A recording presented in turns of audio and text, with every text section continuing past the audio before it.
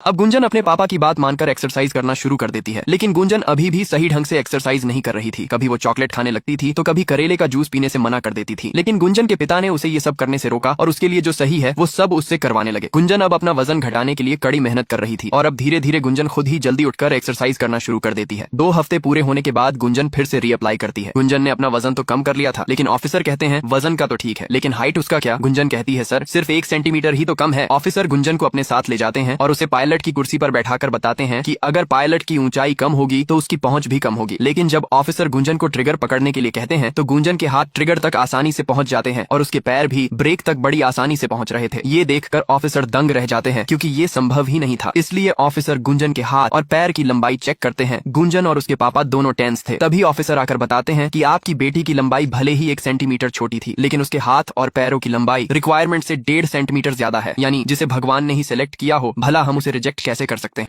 अब गुंजन की ट्रेनिंग शुरू हो जाती है। एयरफोर्स में पायलट बनने से पहले उन्हें आर्मी की तरह ट्रेनिंग दी जाती है ताकि वो सब दुश्मन का डटकर सामना कर सके और अगर कुछ हो जाए तो वो अपने साथियों की मदद भी कर सके। गुंजन जल्द ही हेलीकॉप्टर उड़ाना भी सीख जाती है और कुछ दिन बाद गुंजन की ट्रेनिंग भी पूरी हो जाती है और अब वो एयरफोर्स में पायलट बन जाती है। गुंजन के मम्मी और पापा बहुत खुश थे। गुंजन अपने एयरबेस पर जाने के लिए पैकिंग कर रही थी और वो बहुत एक्साइटेड थी, लेकिन तभी गुंजन का भाई कहता है गुंजन देख, जैसी दुनिया तुझे पापा ने दिखाई है वैसी दुनिया है नहीं। गुंजन का भाई कहता है ये फोटो में क्या दिख रहा है। गुंजन कहती है मेरी बैच के 11 पास आउट। गुंजन का भाई कहता है नहीं, इसमें 10 आदमी है, बाकी तुम समझदार हो। मैं क्या कहना चाहता हूँ, ये एयरफोर्स लड़कियों के लिए नहीं है। गुंजन अपने भाई की बातों पर ध्यान नहीं देती है, लेकिन सच में उसे बड़ी मुश्किलों का सामना करना पड़ेगा। गुंजन की पोस्टिंग उधमपुर एयरबेस पर होती है और पोस्टिंग के पहले वहाँ के जो इंचार्ज ऑफिसर थे वो अब सभी एयरफोर्स के जवानों को कहते हैं आज से सभी अपनी जिप को ऊपर रखना, अपना 6 पैक मत दिखाना और अब से ना गाली गलोच और ना ही दीवारों पर तुम्हारी हुस्न परियों की फोटो लगेगी। सारे जवान कहते हैं हम पर अत्याचार क्यों कर रहे हैं। तभी उन्हें बाहर शोरगुल सुनाई देता है और जब वो बाहर देखने जाते हैं तब उन्हें पता चलता है कि गुंजन मेंस टॉयलेट में घुस गई थी, जिस वजह से हंगामा मचा हुआ था। ऑफिसर सबको बताते हैं यही है वो बड़ा बदलाव, इस एयरबेस की पहली महिला पायलट गुंजन सक्सेना। रिपोर्टिंग के समय सर कहते हैं आते ही हंगामा मचा दिया। गुंजन कहती है इमरजेंसी थी सर, मैंने बहुत जगह ढूंढा लेकिन कहीं पर लेडीज टॉयलेट मिला ही नहीं। सर कहते हैं कहाँ से मिलेगा जब लेडीज टॉयलेट है ही नहीं। गुंजन कहती है क्यों सर। वो कहते हैं क्योंकि ये जगह लड़कियों के लिए बनी ही नहीं है। गुंजन ये सुनकर थोड़ा सा उदास हो जाती है, लेकिन ये पहला साल था जब लड़कियों को भी एयरफोर्स में शामिल करने का सरकार ने आदेश दिया था। इतनी जल्दी ये सारे बदलाव संभव नहीं था, लेकिन गुंजन को एक नई सोच विकसित करने के लिए यहाँ पर बहुत सी परेशानियों का सामना करना पड़ेगा। रास्ते में सर गुंजन को ट्रेनिंग के लिए अगले 10 मिनट में चॉपर के पास पहुंचने के लिए कहते हैं। गुंजन जल्दी से ट्रेनिंग वाले कपड़े लॉकर से निकालती है, लेकिन वहाँ पर कहीं भी कपड़े बदलने के लिए महिलाओं के लिए अलग से व्यवस्था नहीं थी और हर जगह के रूम भरे हुए थे। गुंजन भाग करके कई कमरे चेक करती है, लेकिन कुछ भी नहीं होता और उसे मजबूरी में भागकर अपने रूम में जाकर कपड़े चेंज करने पड़ते हैं, जिसकी वजह से वो लेट हो जाती है और हेलीकॉप्टर उड़ जाता है, जिस वजह से सीनियर ऑफिसर गुंजन पर गुस्सा हो जाते हैं और गुंजन की सारी उड़ानें रद्द करके उसे सजा के रूप में दिन भर एयरबेस के बाहर खड़े रहने की सजा देते हैं। रात को सभी लोग पार्टी कर रहे थे, गुंजन अकेली थी, इसलिए वो भी सभी के पास आ जाती है, लेकिन गुंजन के पास आते ही सभी लोग एक ना एक बहाने बनाकर वहाँ से चले जाते हैं। गुंजन लोगों से दोस्ती करना चाहती थी, लेकिन उसे देखते ही सभी लोग दूर भागने की कोशिश करते थे। चेंज रूम ना होने की वजह से गुंजन रोज लेट हो रही थी और उसकी ट्रेनिंग भी छूटती जा रही थी। इस बात से वो काफी परेशान थी, लेकिन उसे एक आइडिया आता है और वो 2 अलमारियों को खिसकाकर एक तरफ कर देती है और उन पर पर्दे चढ़ा देती है। कुछ लोग गुंजन का मजाक बना रहे थे कि वो अंदर जाके मेकअप थपोक रही होगी, लेकिन जब वो ड्रेस पहनकर बाहर निकलती है तो सभी के होश उड़ जाते हैं। गुंजन काफी समय से ट्रेनिंग ग्राउंड में बैठी थी, लेकिन काफी देर होने के बाद भी कोई भी पायलट नहीं आता है। तभी वहाँ पर सीनियर ऑफिसर आते हैं और कहते हैं आज तुम्हारे पायलट की तबीयत खराब है, इसलिए आज तुम्हारी ट्रेनिंग रद्द है। गुंजन को ये बात पता नहीं थी कि ये सब लोग उसके साथ जानबूझकर ऐसा कर रहे हैं, क्योंकि कमांडिंग ऑफिसर अपने वरिष्ठ अधिकारी से कहता है सर जी आप ये सॉर्टी कैंसिल करा दीजिए। कहीं ऐसा हुआ मैडम डर गई और रोने लगी तो मैं हेलीकॉप्टर को संभालूंगा या मैडम को। सीनियर ऑफिसर उसकी बात मानकर गुंजन को कहता है आज की सॉर्टी कैंसिल है क्योंकि तुम्हारे कमांडिंग ऑफिसर की तबीयत खराब है। गुंजन इस सबसे अनजान थी कि वो लोग उसके साथ जानबूझकर ऐसा कर रहे हैं ताकि उन्हें गुंजन के साथ ना जाना पड़े। जिस भी कमांडिंग ऑफिसर की ड्यूटी गुंजन के साथ लगती वो अपने सीनियर ऑफिसर को ये कहते थे कि वो लोग गुंजन के साथ नहीं जाना चाहते हैं और सीनियर ऑफिसर भी उन लोगों की बात मान जाता था और एक नए बहाने बनाकर गुंजन को कह देते आज की सॉर्टी कैंसिल है। गुंजन थक चुकी थी, जब से वो यहाँ पर आई थी उसे एक भी मिशन पर नहीं ले जाया जाता है। यहाँ पर उसे एक अजनबी की तरह ट्रीट किया जा रहा था, इसे वो धीरे धीरे टूटने लगी थी। कुछ दिन बाद जब सीनियर ऑफिसर सबसे ज्यादा देर तक चॉपर उड़ाने वाले ऑफिसरों के नाम की घोषणा करते हैं तो उस लिस्ट में गुंजन का नाम सबसे नीचे था। ये सुनकर दूसरे बड़े ऑफिसर गुंजन पर गुस्सा हो जाते हैं और गुंजन से पूछते हैं, क्या तुम बीमार थी या छुट्टी पर? गुंजन कहती है, नहीं सर। ऑफिसर कहते हैं, तो तुम इस सूची में सबसे नीचे कैसे हो? गुंजन क्या बताती कि हर रोज कैसे उसकी सॉर्टी कैंसिल करा दी जाती थी। गुंजन कुछ नहीं बोल पाती। ऑफिसर कहते हैं, आज पता चल जाएगा तुम यहाँ रहोगी या नहीं। अब वो गुंजन के खुद कमांडिंग ऑफिसर बनकर उसे चॉपर पर ट्रेनिंग के लिए ले जाते हैं। सर कहते हैं, वायुसेना में खराब पायलट की जगह नहीं है। गुंजन कहती है, सर मैं खराब पायलट नहीं हूँ। ऑफिसर कहते हैं, वो तो अभी पता चल जाएगा कि तुम बहाना दे रही थी कि तुम सच में पायलट बनना चाहती हो। अब ऑफिसर गुंजन की परीक्षा लेने के लिए चॉपर का इंजन फेल कर देते हैं और सारे कंट्रोल गुंजन को सौंप कर इमरजेंसी लैंडिंग करने के लिए कहते हैं। गुंजन थोड़ा नर्वस थी, लेकिन सर गुंजन को गाइड करते हुए कहते हैं, सिर्फ लैंडिंग पर फोकस करो और कुछ नहीं। नीचे चारों तरफ पानी भरा हुआ था। तभी गुंजन को पीछे एक छोटी सी जगह दिखाई देती है। सर कहते हैं कि हमें उसी जगह लैंडिंग करनी है। गुंजन थोड़ा घबराई हुई थी, लेकिन ऑफिसर के इंस्ट्रक्शन और सपोर्ट की वजह से उसमें कॉन्फिडेंट आता है। अब गुंजन चॉपर को नीचे की तरफ ले जाती है और जब चॉपर पानी के पास पहुंचता है तब लैंडिंग के समय गुंजन सही से चॉपर पर कंट्रोल नहीं कर पा रही थी। उसके हाथ थोड़े कांप रहे थे।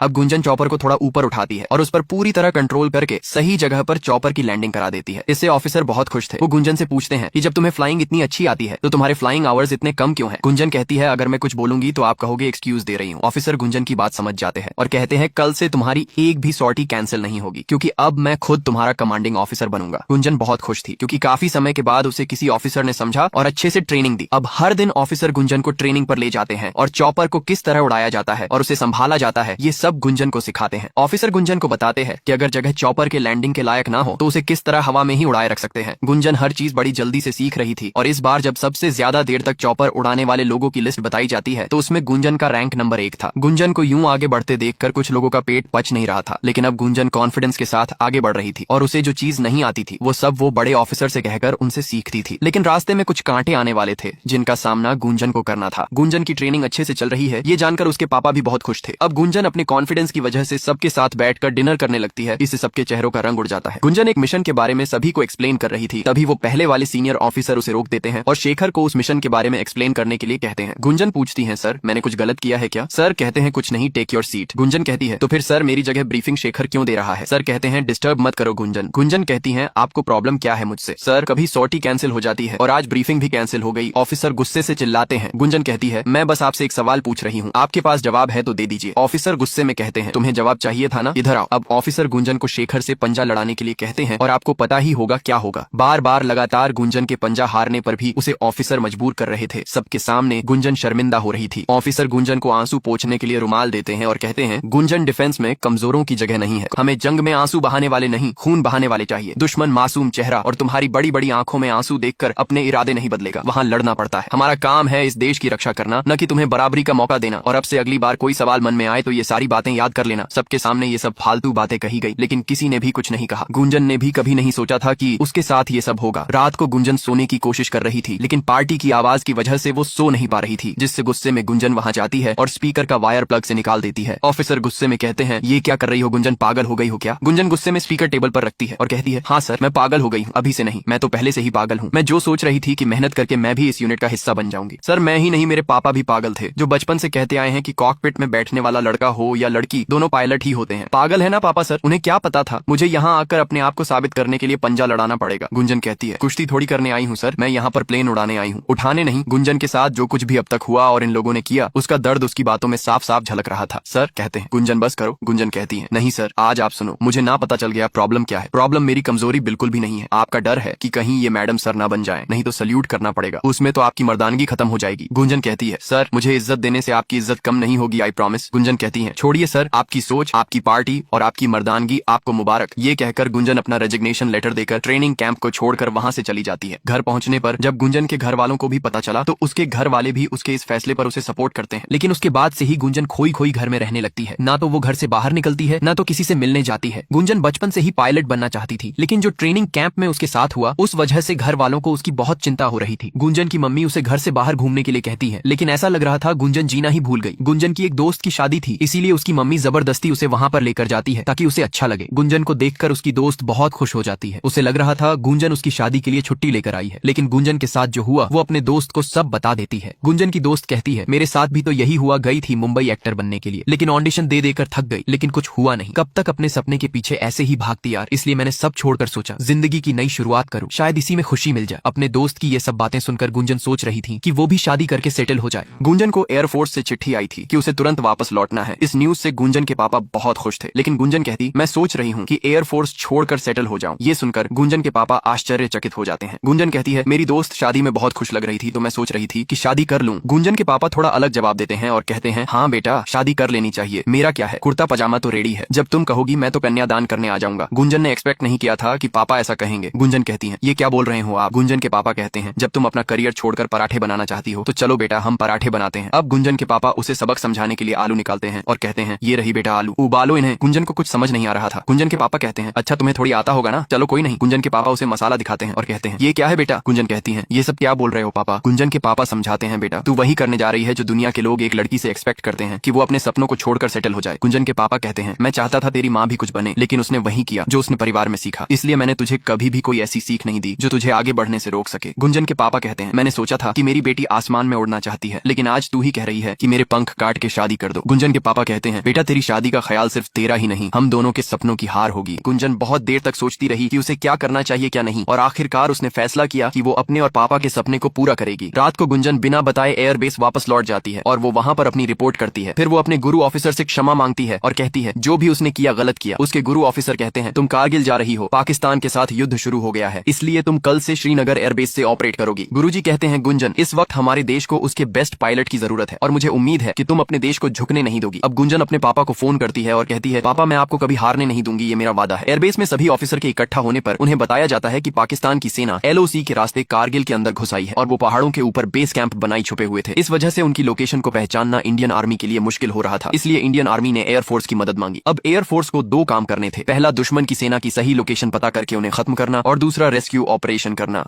अब दो चॉपर पाकिस्तानी सेना के बेस कैंप पता करने के लिए जाते हैं, जिसमें से एक चॉपर में गुंजन भी थी और जल्द ही उन्हें पाकिस्तान आर्मी के बेस कैंप दिख जाते हैं। गुंजन एयरबेस को उनकी लोकेशन इन्फॉर्म करने वाली थी, लेकिन तभी दूसरे चॉपर पर हमला हो जाता है और वो क्रैश होने लगता है। गुंजन बेस से कनेक्ट करती है और उन्हें सिचुएशन बताती है। सीनियर एयरफोर्स अधिकारी कहते हैं कि वहाँ पर बहुत खतरा है, इसलिए मजबूरी में गुंजन को वापस लौटना पड़ता है। पूरे देश में ये खबर फैल जाती है कि एयरफोर्स का एक चॉपर दुर्घटनाग्रस्त हो गया और उसके दोनों पायलट्स को पाकिस्तान ने बंदी बना लिया है, लेकिन जो दूसरा चॉपर था वो बच गया। उस चॉपर को एक महिला पायलट चला रही थी। उस बात को न्यूज चैनल में बैठे लोग गरम मसाला बना लेते हैं। उनका मानना था कि पाकिस्तान महिला पायलट को पकड़ लेती तो न जाने क्या करती, और हम नहीं चाहते कि कोई दुश्मन हमारे माँ बेटियों को टॉर्चर करे। क्या देश में मर्द कम पड़ गए थे। न्यूज के प्रेशर के चलते मजबूरी में सीनियर ऑफिसर गुंजन को ऊधमपुर एयरबेस वापस लौट जाने के लिए कहते हैं। गुंजन के भाई भी वहीं पर थे। वो उसे कहते हैं, देख गुंजन, मैं जानता हूँ तुझे बुरा लग रहा है, लेकिन उनके ऊपर प्रेशर है, तू समझ। गुंजन कहती है, मैं यहाँ पर अपनी काबिलियत की वजह से हूँ और मैं यहाँ रहूंगी या नहीं ये मेरी काबिलियत के बेस पर डिसाइड होना चाहिए। अब गुंजन के लिए ये लड़ाई सिर्फ दुश्मनों से नहीं बल्कि कुछ लोगों की सोच के साथ भी थी। गुंजन का भाई उनमें से था जिसे लगता था कि महिलाएं अगर बाहर जाकर कुछ करती हैं तो शायद उन्हें इस पुरुष प्रधान समाज में बहुत सी मुसीबतों का सामना करना पड़ेगा। लेकिन गुंजन कहती है, भैया पहले अपनी सोच बदलो, क्या पता आपको देखकर समाज भी बदल जाए। इंडियन आर्मी की एक टुकड़ी किलो वैली की तरफ बढ़ रहे थे, तभी उन पर अचानक से ऊपर से हमला हो जाता है। पाकिस्तानी सैनिक पहाड़ों के ऊपर छुपकर इंडियन आर्मी पर हमला कर रहे थे, जिससे उस हमले में बहुत से हिंदुस्तानी सैनिक घायल हो जाते हैं। इसलिए उन्हें रेस्क्यू करने के लिए इंडियन आर्मी एयरफोर्स से मदद मांगती है। एयरफोर्स के ऑफिसर जल्दी से हेलीकॉप्टर तैयार करने के लिए कहते हैं, लेकिन तभी उन्हें पता चलता है कि जितने भी पायलट थे वो पहले ही मिशन पर जा चुके हैं। उनके पास अभी भी एक ऑप्शन बचा था और वो थी गुंजन। होक 1 में गुंजन के सीनियर ऑफिसर थे और होक 2 में गुंजन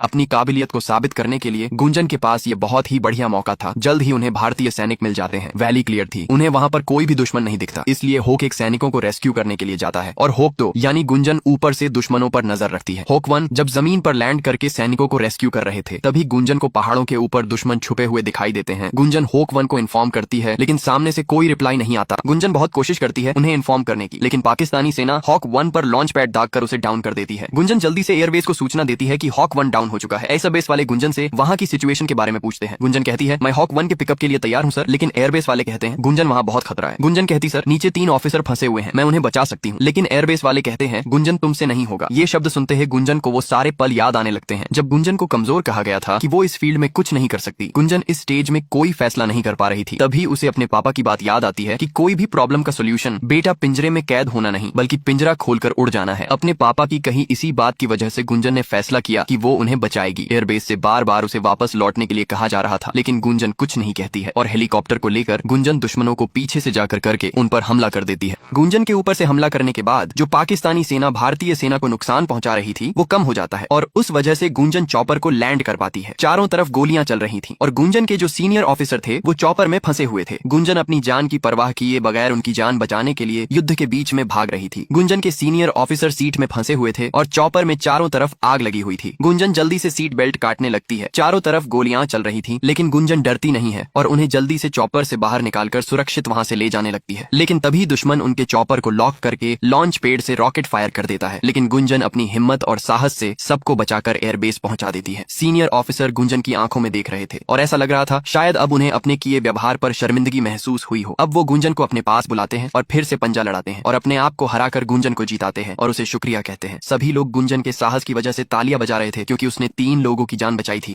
वो सभी ऑफिसर गुंजन को कंग्रेचुलेट कर रहे थे, जो कि एक टाइम पर उसके साथ ट्रेनिंग नहीं करना चाहते थे क्योंकि ये उनके लिए भी फर्स्ट टाइम था जब उन्हें किसी लड़की के साथ ट्रेनिंग करनी थी, जिसकी वजह से उन्हें अपनी सारी आदतें बदलनी पड़ी एंड शायद उन्हें कोई आइडिया नहीं था कि लड़कियों को कैसे ट्रीट किया जाता है। गुंजन के लिए यह एक भावुक पल था जब सब उसके सम्मान में तालियां बजा रहे थे। अब गुंजन के भाई भी भावुक होकर कहते हैं, मैंने कहा था ना मैं तुझे बार बार बचाने नहीं आऊंगा, लेकिन अब लगता है तू मुझे बचाने बार बार आएगी। गुंजन अपने भाई से ये सुनकर भावुक हो जाती है और उनके गले लग जाती है। गुंजन ने अपने सपने को पाने के लिए हमेशा कड़ी मेहनत की थी और आज उसने अपना मुकाम हासिल कर लिया। ये फिल्म असली गुंजन सक्सेना के जीवन से प्रेरित थी, जिन्होंने कारगिल युद्ध के दौरान 40 से भी अधिक मिशन में अपना योगदान दिया था। उन्होंने पूरे युद्ध के दौरान पाकिस्तानी सेना की लोकेशन पता की और चॉपर से सैनिकों को रेस्क्यू भी किया। मैंने इस मूवी को कैसे एक्सप्लेन किया है प्लीज मुझे कमेंट करके बताइए and thank you for your love and support.